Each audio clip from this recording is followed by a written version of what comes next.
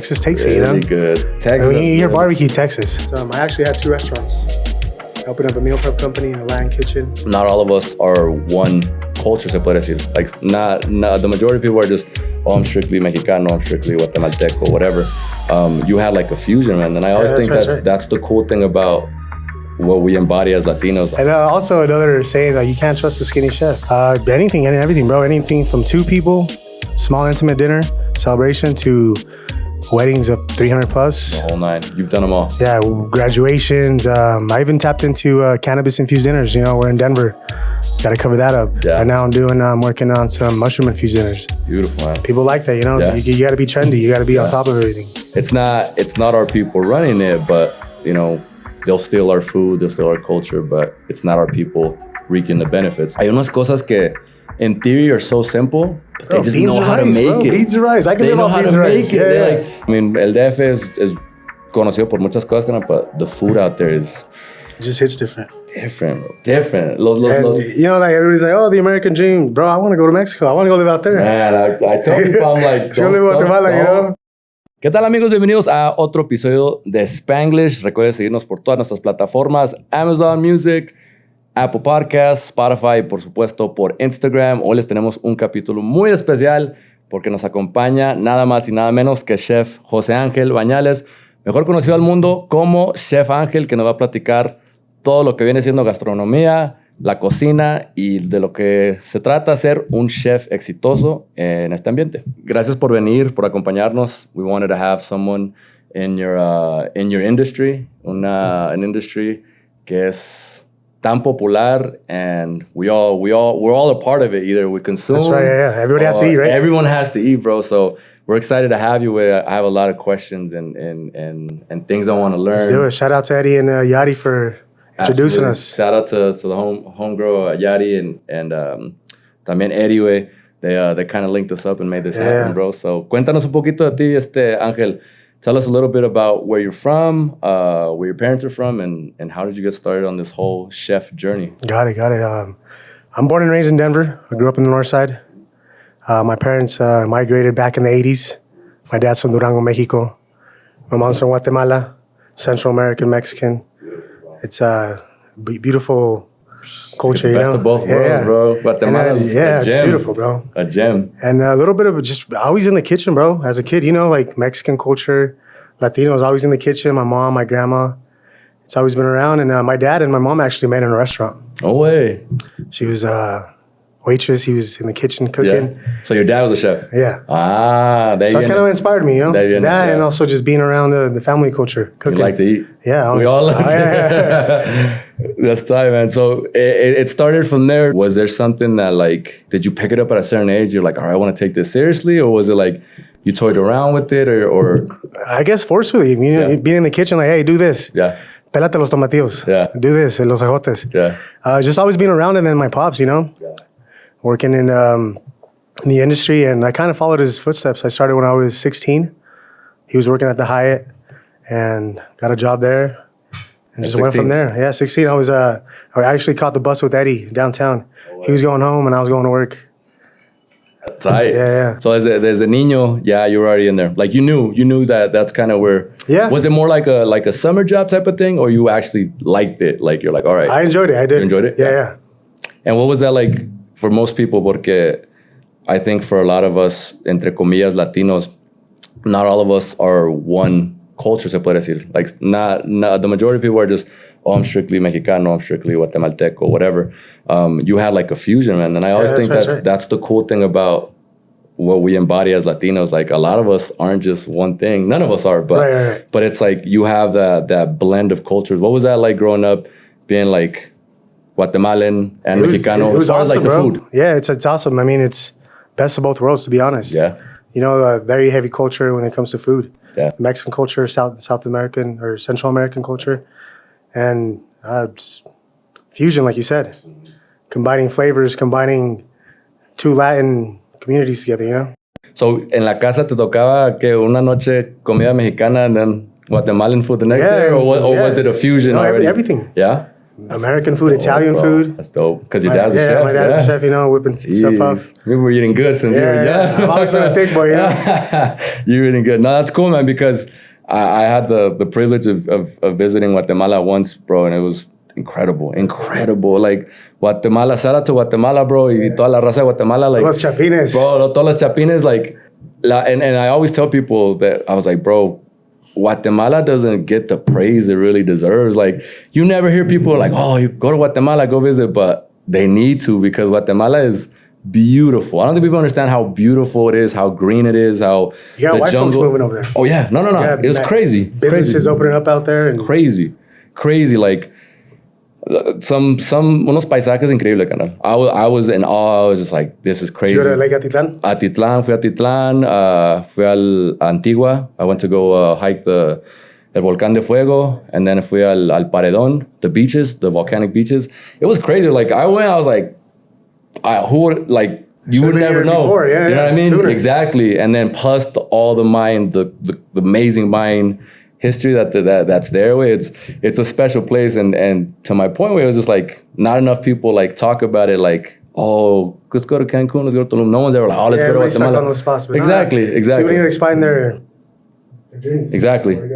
And I think that being out there, trying the food out there, you guys have amazing food. Oh, that was amazing food, that was amazing beer. Yeah. So, street food. Yeah. There's nothing like street food, whether you're in Mexico or exactly. Central America. What's your take on that, man? Because most people that love and know food know that the hole in the wall, entre comillas, and the street vendors are always a spot. Like, for you being like a chef, what do you do? Would you rather take like a 5-star restaurant or like a little stand? Shit, I like best of both worlds. I'll go have a fancy dinner. Yeah. And let's go get some more street tacos food. de la noche. Yeah. Have you ever had a bad experience? Tell me about your worst experience, I guess, at a restaurant.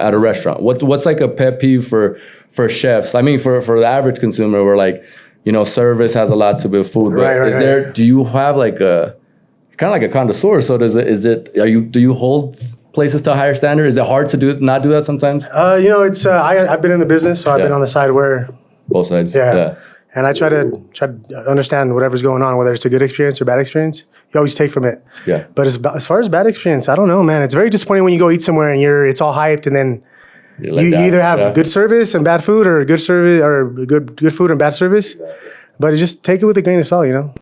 For me, one of the things, like, I've always said this, the importance of customer service goes a long way, because you can go to a restaurant with decent to bad food, but if the service is great, you're gonna go back. It doesn't matter. Feel like home. Exactly. But on the flip side, if you go to a restaurant with great food and horrible service, you'll probably never go back again. Just because of the ego, just because of pride, be like, true. You know what I mean? Like, forget this place. And it's easy for you to have a bad experience with the service, because it could be busy, you know, like the server can be having a bad day. And so it's very important to just accept it. You know, it's a very hard industry to be in. Like I said, I've been on both sides, and man, shout out to everyone that works in the food industry, because I think especially all the Latinos, Mexicans. Exactly. I was watching some Bourdain stuff, and I think he was cool in the sense that, you know, he always shouted out our people, and he's like very inspiring, the best food. He's like, you know, he had all these world-class restaurants, and he's like, the reason why our food and some of our restaurants are so successful is because of all these majority Mexicanos, Latinos working in our kitchen. So that's what you see back there. He would always acknowledge that. So I think that, you know, we no es por presumir, but the majority of the great food, even if it's not Mexican or Latino food, is made by Latinos. Exactly. Like 95% of the time, who's working in the kitchens, it's our women and our men. And then even, you know, as busters or waiters or washing dishes, it's our people. So we kind of do have a lot, or the majority of play a big role. Huge role. You know what I mean? I think part of that is now breaking into like owning stuff, you know, owning these restaurants. Yeah, like now you see a bunch of like Mexican Latinos having restaurants. That. Yeah, I love that, man. What do you think of that? How have you seen that progress as far as in the food industry of us as like Latinos, se puede decir, breaking into more of the business side of it? I love it. Yeah. I mean, who better else to present their own culture than yourself, you know? Do you ever feel like that's a thing? I've always said that I think that's one of my pet peeves, that our culture sometimes gets stolen or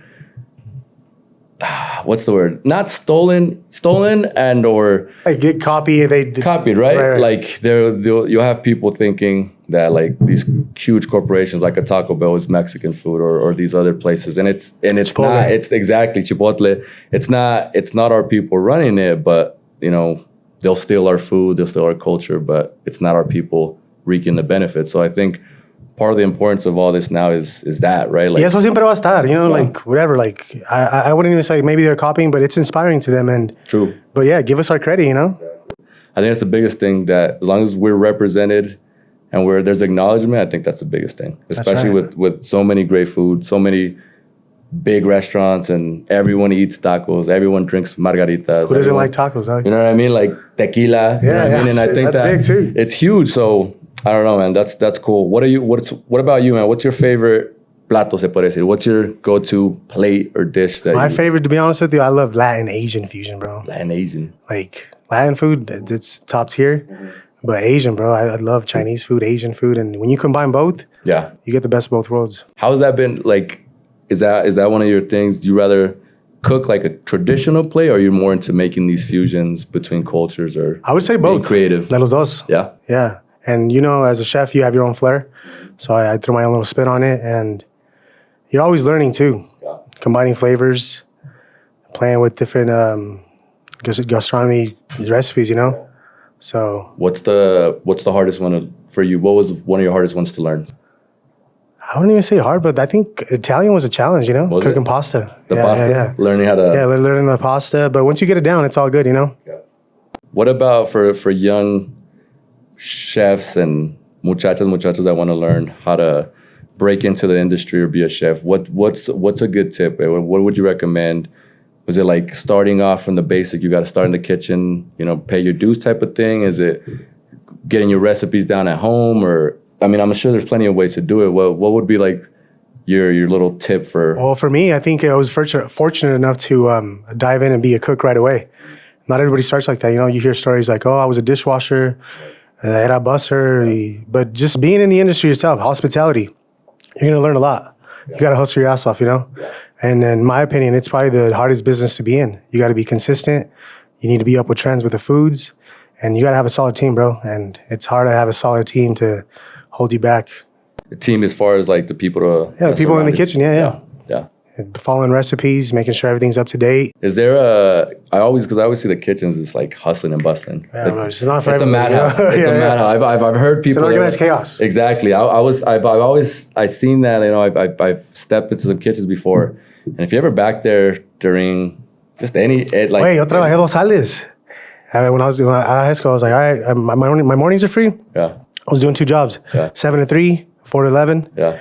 Llegaba a la casa rosado, güey. Damn. Both in the kitchen? Yeah, both in the kitchen. One restaurant, and then the next one, like, you know, dinner's always going to be busy. Yeah. That's what I mean. Like, I've walked in during, like, peak hours. Yeah, you know, you got to go to the back. You see the kitchen, you go into the bathroom. It's like madness, carnal. Plates are flying. People are screaming. You got battle wounds. Yeah, exactly. People are, and you got to go. Like, you got to go. Like, people are waiting. I think. Can't slow down. That's the thing as consumers, like, what you were speaking on is, like, you have to take it with a grain of salt, and you need to be, just like in anything, there needs to be more compassion and understanding, because there's a lot going on, bro. There's a lot to get that plate. It's a lot of communication too. To get that plate that you ordered in front of you, there's a lot that goes into that. From the prep, everything, to shopping the produce, everything, to then actually whipping it up, and you know, there's that. So as an average consumer, you know, we need to take, you know, be mindful of what's going on, and yeah, you know what I mean? Try to understand, you know? Be understanding. Is there a time limit though? Like when you go out to eat, is it like... Yeah. I mean, when you go out to eat, you're going to a restaurant, you're coursing things out. Mm-hmm. You get your appetizer, all right? You got to communicate with your server. They bring it in, communicate with your staff. Everything timing mattered, from the appetizer, main plate, to the dessert. Is there ever a time where... Have you ever had anyone like walk out on your service because of time? Or... I think timing is the biggest thing. For me, it's like, I feel like most people, especially like in American culture, like they want everything right then and there. You're going to spend some money. Exactly. You want and the it's best valid, service. right? Like you're like, I'm spending my money, but Have you ever had experiences like that where it's not that I recall or remember, but like my early career when I was working in kitchens, like I worked in numerous restaurants, hotels, catering, and that's something more that the front of the house will see. But you're in the back of the house, you're gonna hear it. Yeah. Whether it's from the server, the manager, the chef. Someone's like, so you gotta be sharp. You gotta be on your toes. You know. Yeah.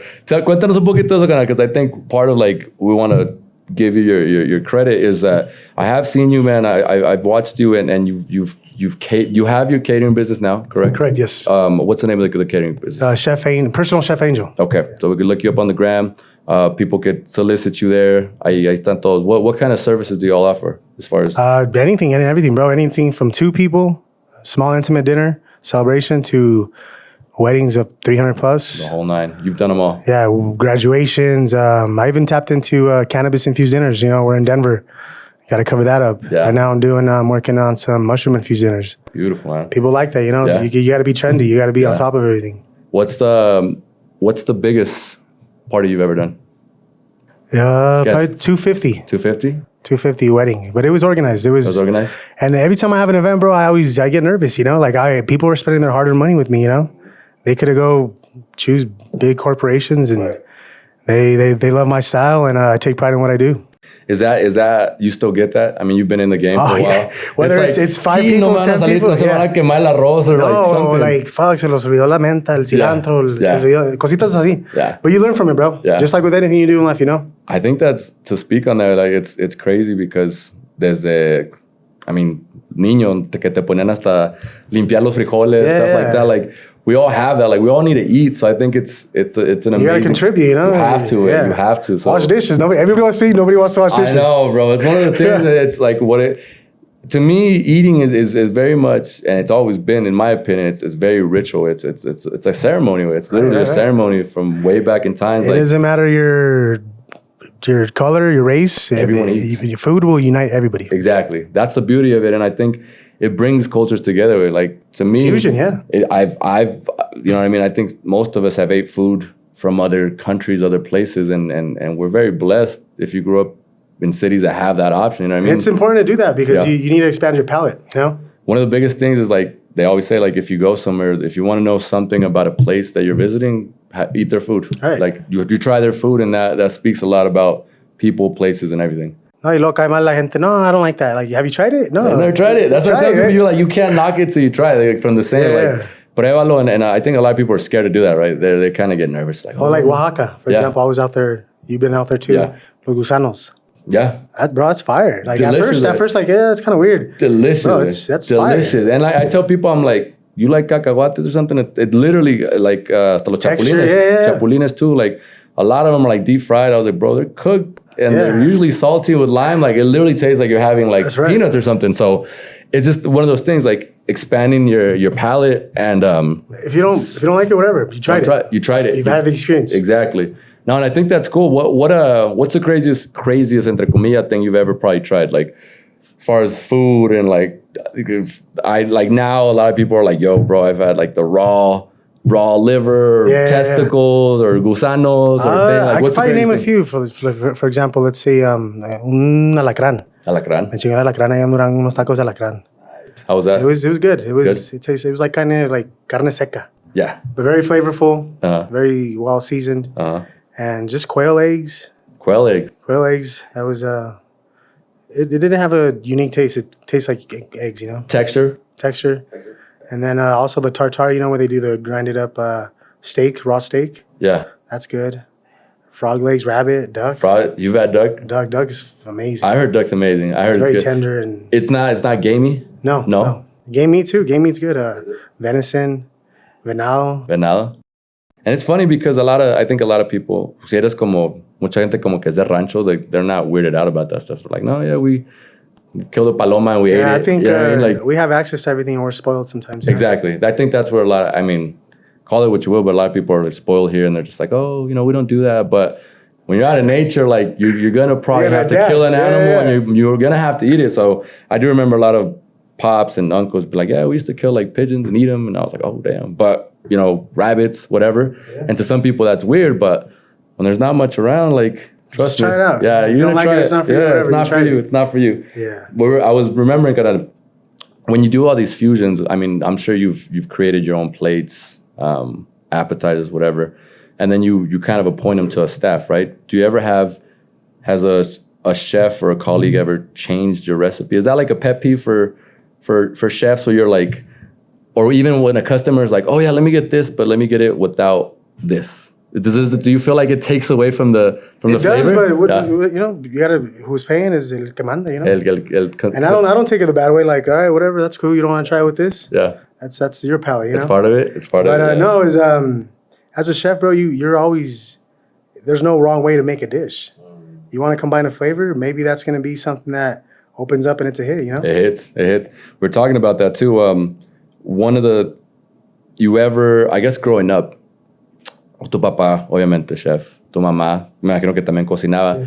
Is there one thing that you have never been able to nail to the date? O que bataste mucho, like, oh, I can't make my mom's this, or I can't make my dad's It's funny you say that, bro. Hace unos días estaba ahí los memes, you know, on Instagram. Yeah. And this guy's all, la manera perfecta de hacer el arroz. Yeah. And you're like, all right, this is That's the way, yeah. Deja que tu jefa lo haga.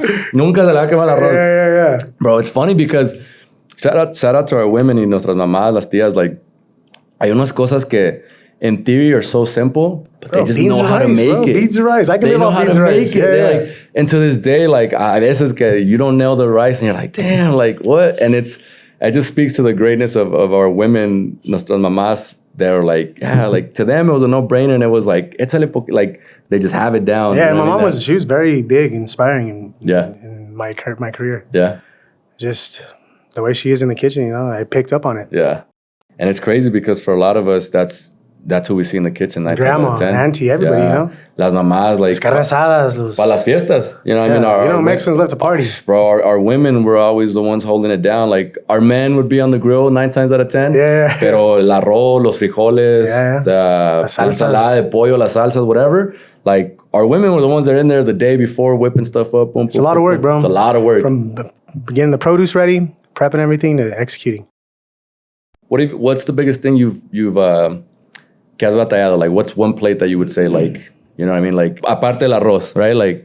Like what else? Anything else that I think I got the rice down now. Yeah? A lot of trial and error, you know? Yeah? I don't know. I think when you're doing slow cooking, you can't rush the process. You can't do anything. It takes time.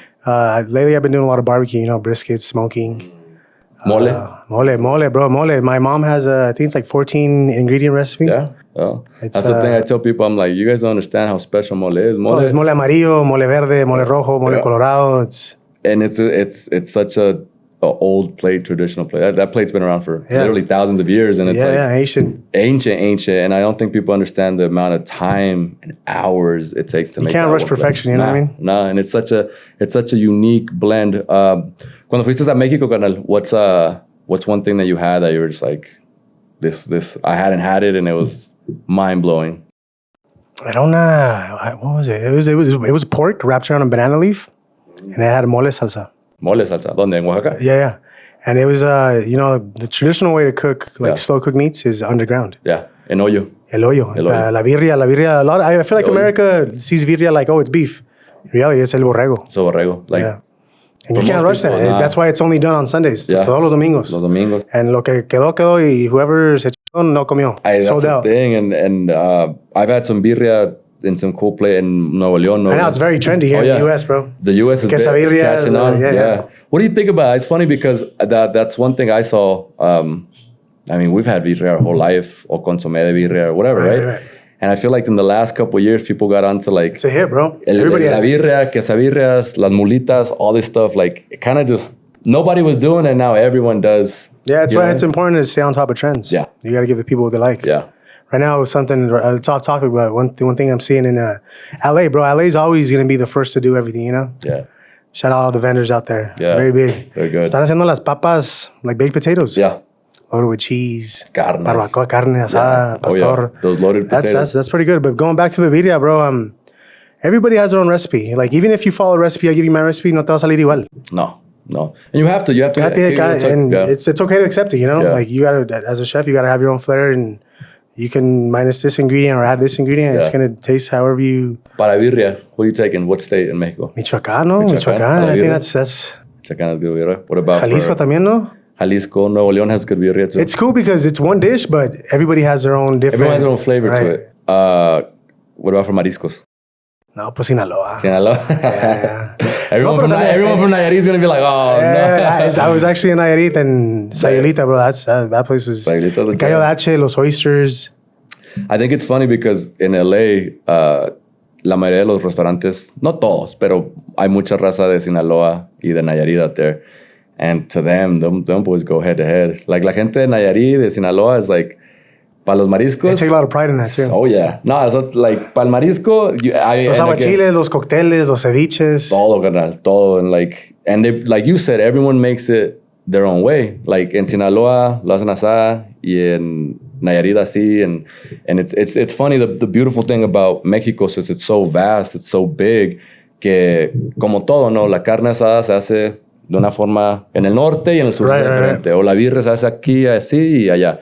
So I think the beauty of that is que cuando vas a comer a un restaurante, pues los cocineros son de Jalisco. You know it's going to taste different. It's going to be on point. It's going to be on a certain thing. And then la gente de acá lo hace diferente. That's one of my favorite things. Cuando y como paisa es like, nah, así no se hace. Nah. No, you have to acknowledge. Yeah. It so is. You know how Mexicans are hard-headed? Like, exactly. No, yo no le echo esto. No, that's a good point, porque we need to be mindful of that because no como comes tú es como come otra gente, you know what I mean? So, because no porque se come de una forma de donde eres. Let me ask you this, Senado. No. Your tacos, cebolla y cilantro?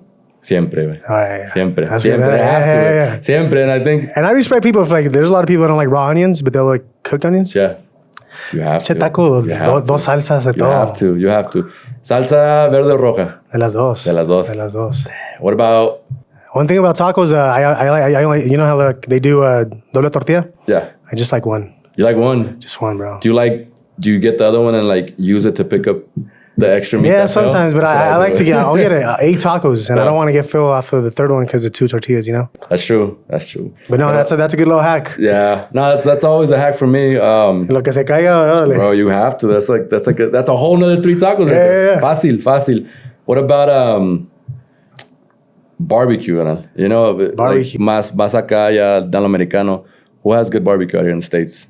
Who'd you pick? I actually lived in Austin for a little bit. I was working out there. So Texas, but I think Texas takes it, you know? Really good. Texas. When you hear barbecue, Texas. Smoking brisket, ribs. Yeah. And with barbecue, bro, I like the works. Cream corn, coleslaw, cornbread. Beans. Baked beans. Baked beans. Yeah. Texas has a huge...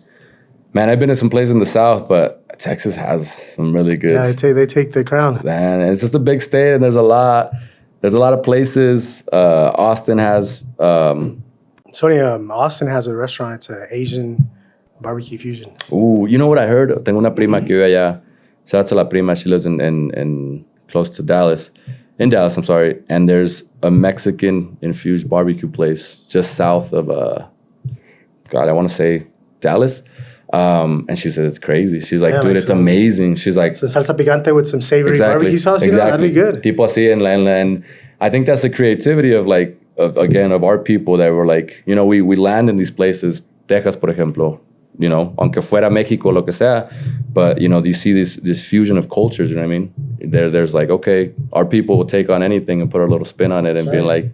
And an ingredient that's worldwide is garlic. Yeah. Everything you do, garlic, onions. Everything has garlic.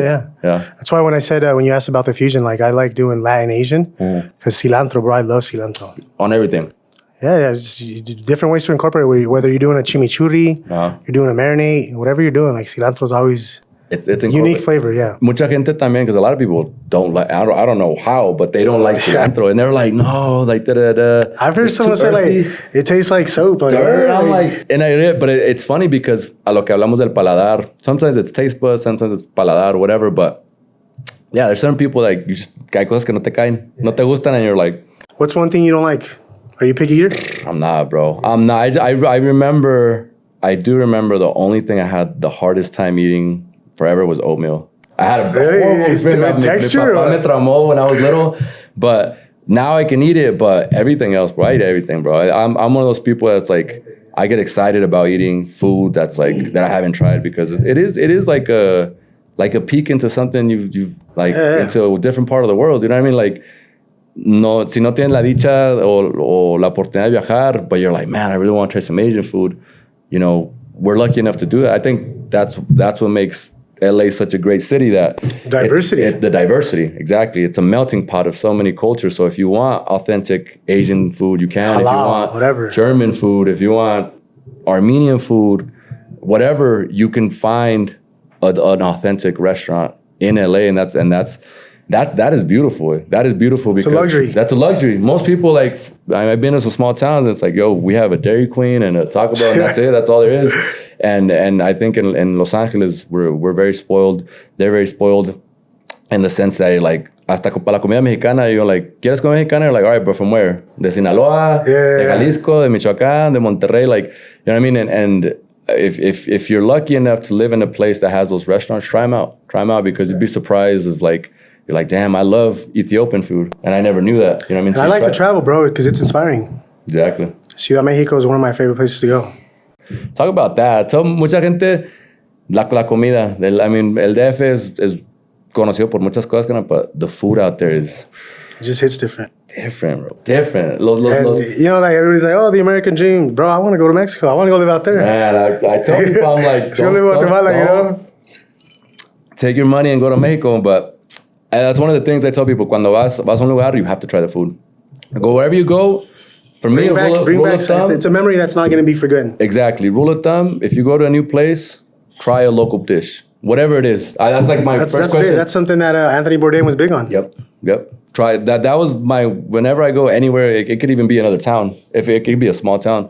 Oh yeah, what are you guys known for here? Oh yeah, we make really good fish. We're in a mountain town. You know, we source our own local fish. Oh, perfect. Let me do that. You know, I could be craving something else, but I've learned that when you ask for the local thing, that's true when you say that, because I was in Texas, Austin, this small town, Killeen, and we went to this restaurant. Yeah, just out of nowhere. Let's just go there. It looked good, Thai food, bro. And I like wontons. I love wontons. Yeah. Everywhere you go, wontons. You always order.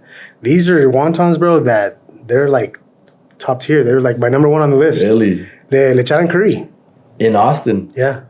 See, that's the thing, you never know. Yeah, right. Like, yeah. And that's funny. And that inspired me to make that. Exactly. So now I'm going to play with those flavors, you know? What's one thing you wanna hope to accomplish en cuestión de la cocina, carnal? Is that one of the things you wanna, like, do more fusions? Do you wanna expand kind of the menu? Or are you more like a traditionalist where you like to stick to be like... No, I think it's okay to play with recipes and switch it up, you know? Yeah. And as far as where I want to go with this, I actually had 2 restaurants. I opened up a meal prep company and a Latin kitchen, sold my shares and became private. And I think give it some time, and in the future, like I said, it's a hard business to be in, bro. It is. Competitive. It's a lot of money. Yeah, it's a lot of money to put in at first, but once it unfolds, it's the beauty. So that's the ultimate goal? Just kind of expand, open? Well, I like being private right now because, like I said, I like to travel. Yeah. I make my own schedule. Yeah. Like, you don't have to be somewhere. Right. And when you're working in the kitchen, bro, like, especially as a restaurant owner and chef, you're going to be there 12 plus hours. No one's going to put in the work like you are. Yeah. Because it's your baby, it's your passion, you know? You got to take pride in what you do. Speaking on that passion, un amigo me preguntó, is like, ask him is that fine line between being like a business owner, how important is that? And then keeping the passion, you know what I mean? Like, I feel like some people, for a lot of pure chefs, you either go the business route and, you know, a lot of stuff gets watered down and a lot of the authenticness of the flavor gets lost.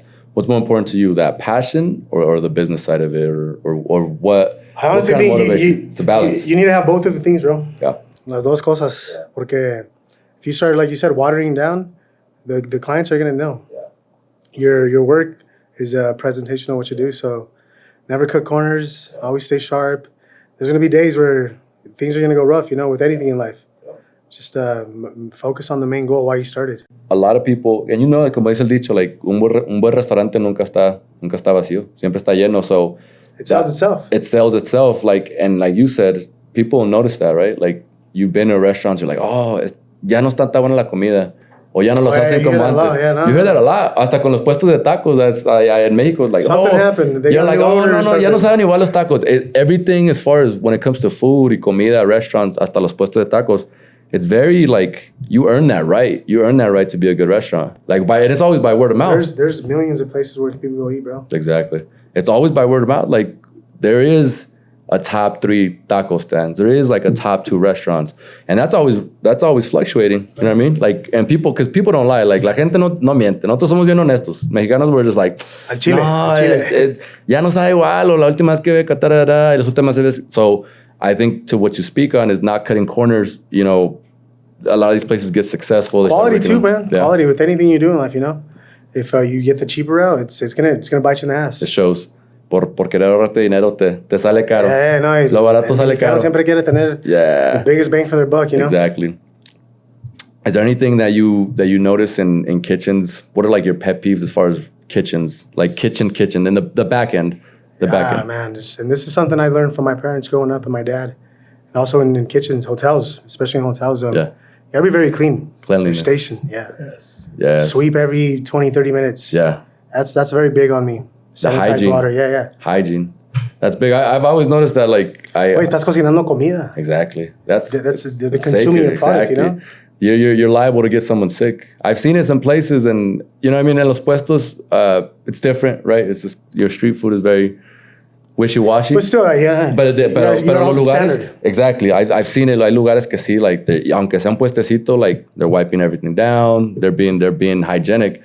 And I've been to some top restaurants, bro, and I've actually been in those kitchens and walked those back, and some of those places you'd be surprised that they're not the cleanest places. Clean as you go. Exactly. So that's a good tip for any business owner / someone in the kitchen. Yeah, because also you have the food inspector coming in, so you don't just prepare yourself when they're coming, like, porque a veces te agarran con los pantalones abajo. You know, you gotta, and that'll affect you. Yeah. Especially like New York and LA. Grade. They do the grade. They'll put the grade in the front door. That's funny, and that's one thing they don't do out here. I wonder why. I don't know why. I feel like everybody should do that. Especially in LA, you go out there and it's right in the front door. Like that's gonna give somebody a second. C or D, like, yeah. If you have a C or D, bro, you think about it. You open that door, like, oh, this supposed to have a D. You're like, you know what I mean? And like you said, sometimes it's not that, but it's that bad luck. We're like, yo, it was a busy day, whatever. But yeah, some of those places, bro, like you see a D. It's important. Like, you got to be consistent. Yeah, consistency. What's the best taco place you've had in Colorado?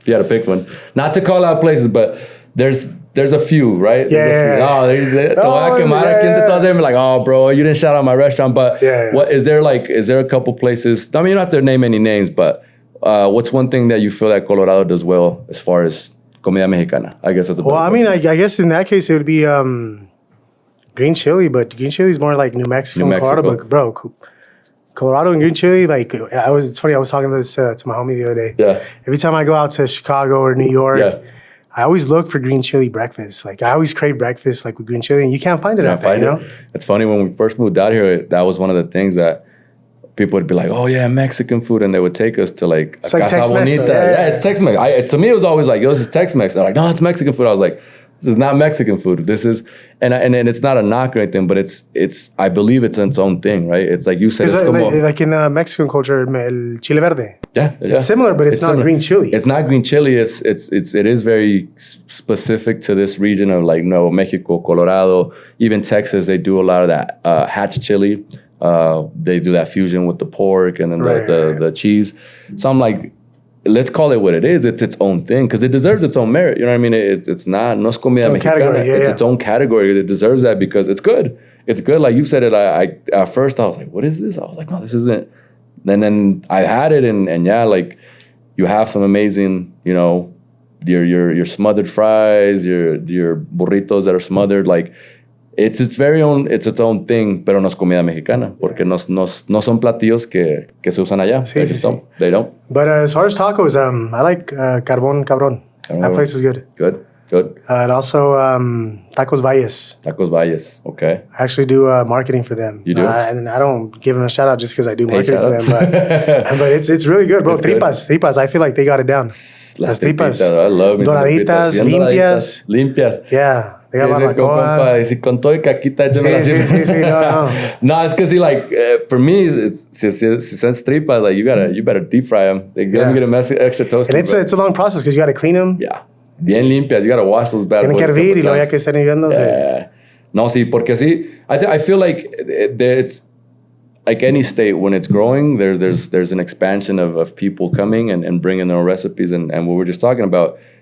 Colorado's a lot more diverse now than it was even 10 years ago. You know what I mean? So you're starting to see people from different places of the world coming and bringing their kitchen, bringing their food, opening their restaurant. So that's special. That's special. Well, I don't know if you know the history of El Trompo.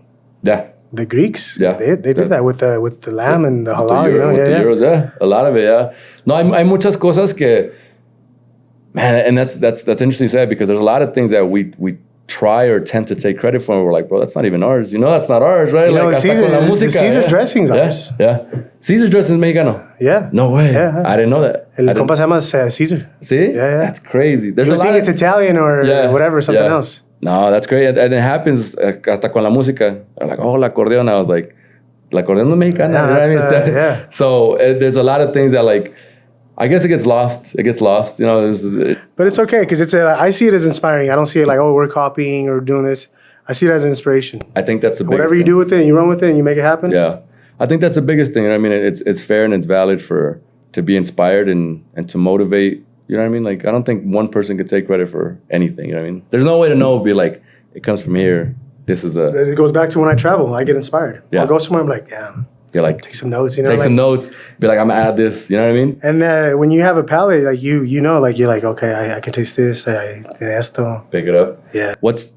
Is that like a gift and like we were just talking about earlier? Is that like a gift and a curse where you're like, since you kind of do have a more expanded palate where you hold a higher standard to your food? Like, is it hard to eat at a... It's funny that you ask that because a lot of people ask that as a chef. Like, yeah.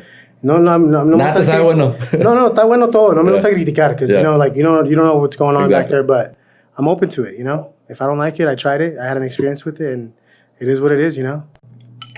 Talk to me about the drink side, bro, because I know you do. I know one of your specialties is son los tragos, carnal. And we were at the homie's restaurant. Shout out to Marisco Sinaloa in Commerce City, and one of the girls, she'd make this amazing drink, bro. And she's like, yeah, I just whipped it up, you know, just me ate it. And I was like, it's incredible how you guys, chefs, they're just back there, bartenders, mixologists, they're just like, yeah, boom, boom, boom, boom. They make these amazing stuff out of everything just like... is supposed to be well balanced. Yeah. Can't be too strong, can't be too sweet. Yeah. One thing with drinks, bro, the quality of work that you do is based off of your ingredients.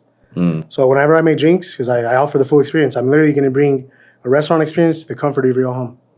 Hacemos bebidas, appetizers, dinner, even dessert. And I think to answer your question, the importance is the ingredients, the quality. Ingredients. I like doing cold pressed juices. Cold. Aguas frescas, jugos, todo. Yeah, pero todo con natural. Yeah. Pineapple's my favorite, pepino, mint. Yeah, bro. Maracuya. Maracuya is amazing. Colombia, I had maracuya the first time in Colombia, and I was like, man. Colombia that's one of my favorite places I've been. And to speak on that, I think it has to do with the freshness. Yo digo es eso porque a lot of places in the world, a lot of regions, you know, they're blessed with this amazing weather, and where they're positioned on the globe, like ahí puedes crecer cosas que no crecen en otras partes del mundo. You know what I mean? So they're Central, Southern Mexico, Colombia, Sudamérica. Like el clima se presta para crecer unas frutas exóticas. If you go somewhere, you taste beans from the can. Yeah. Beans de la olla. You could taste Nada que ver. Y vas a estos lugares tropicales and you're like, what is this? Like, I've never seen this in my life. You're like, yeah, because it only grows here. There's so many fruits we still don't know about. Exactly. That it only grows here. So, what's one that I had? Jackfruit, yaca. Yeah. Yaca is the first time I had yaca was actually in Nayarit. And it's cool because you can make drinks from it. Bro, you can make drinks out of it. You could eat it like I think it tastes like a banana, mango, pineapple fusion. Very creamy flavor. Yes. Yeah. And it's crazy. Like, it's also an Asian, it's an actual Asian fruit that was taken to Mexico. Y por eso en Nayarit and otras partes.